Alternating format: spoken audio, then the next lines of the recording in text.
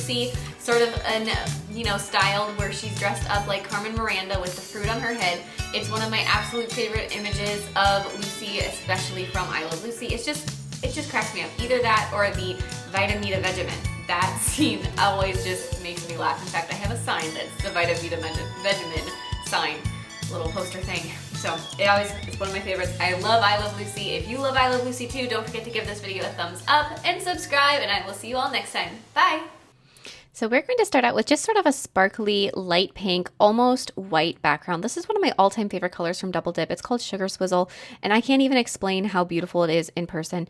And I don't understand why I haven't personally worn it on my nails yet, because like I said, it's like my favorite color ever. It reminds me of a color that I used to use from Sinful Colors back when I had a huge, just ginormous collection of regular lacquer polishes, and this was one that I used constantly, or it looks just like one that I use constantly. So once we have that nail encapsulated, filed into shape, etc., now we're going to be sculpting our Lucille Ball and her beautiful headdress of fruit and feathers. So the funny thing with this is you could take it really extreme and sculpt everything over the top. You could put in real feathers. You could make it just extreme and gorgeous and crazy. I was tempted, you guys, so tempted to do that. But I also try to have a balance of designs that are wearable, they're 3D, they're detailed, and yet they're not something that you couldn't possibly wear because they're just not practical. I really tried to rein it in and be practical. So we're going to sculpt just the feathers, and to do that, I had a aqua color acrylic. I laid that down, and I just sort of swirled it around with my brush. Nothing too crazy, but you just kind of want to make it look fluffy. You don't have to do anything too crazy. And then with a purple, I just sculpted teeny tiny little circles for the grapes. And then with a yellow, I'm going to just kind of begin adding the first banana. I didn't want to do too many bananas right in a row because they would start to just blend together. So if you do one and then kind of come back to them later, they'll have a little bit more definition between each one. Now, leaving a small space, I'm going to start sculpting Lucy's face. This nail isn't, extremely long. We aren't going to be able to fit in much of her clothing, but basically just face, a little bit of neck, and then just a tiny bit of her clothes. So don't, if your nail's longer, you're going to have so much more space to do some fun things and some really, very cool clothing on her and the other things. But again, trying to keep this wearable, I just sort of reined it in. With a copper color, you're going to want to add just a hint of her hairline. She does have a full headdress on so that you can't see any more of her hair than just a little bit that sneaks out right along her hairline.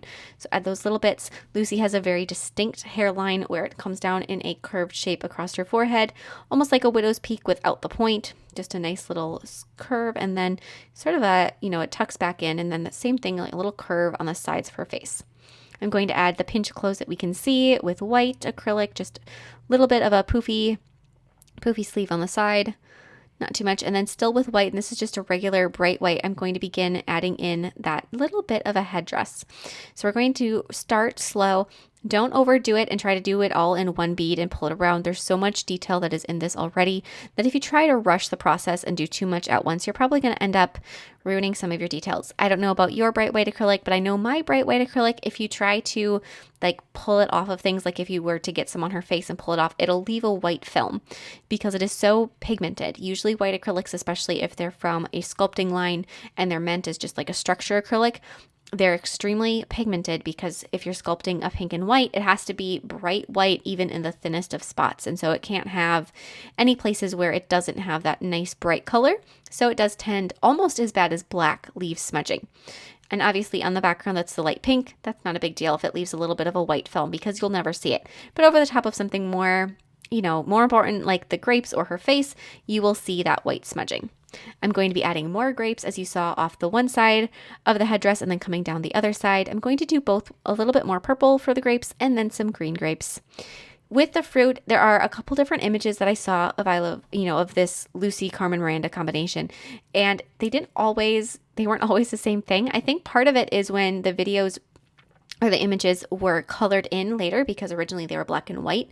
Some of the decisions on what different things were kind of up to the digital artist discretion. So whether the grapes were purple or green, you see different things. Some of them I saw where they was like pink feathers, some of them were aqua feathers. Same thing, there was a couple that had beautiful hibiscus flowers added in. There were oranges or grapefruit, just all these different things that were different about the different images depending on how they were remastered. And so when you're looking at this, you have a little bit of creative freedom to do whatever kind of color combination you want. So if you want to be a little bit, you want to add some more pinks in it, go ahead, find a fruit that, you can add pink into it. And you can just do things that way and kind of switch it up. Once you have done all of your sculpting, all of your fruits, all of your Lucy, go through and add a little bit of detailing with acrylic paint. Because it is so small, super fine detailing on her face isn't necessary. And usually I'm a person that really likes to do a lot of shading. I almost can't help myself typically. I try to rein it in sometimes and not do so much. But with Lucy, there are certain things about her that are so distinctive that you don't have to overshade her to make her completely recognizable. She has this very distinct face.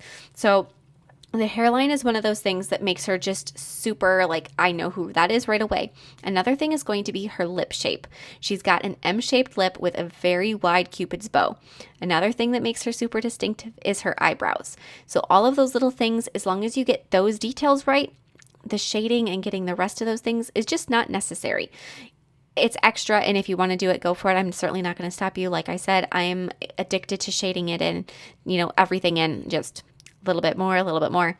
But if you don't feel like you need to, this is a design that as long as you get some of those, especially her mouth, her hairline and her mouth, as long as you get those details in place, then I really think you're good. You're good to go. I'm going to be adding some more color to her clothing, just a little bit. More details, that's another thing where depending on what image you look at, there's a lot of different choices that have been made.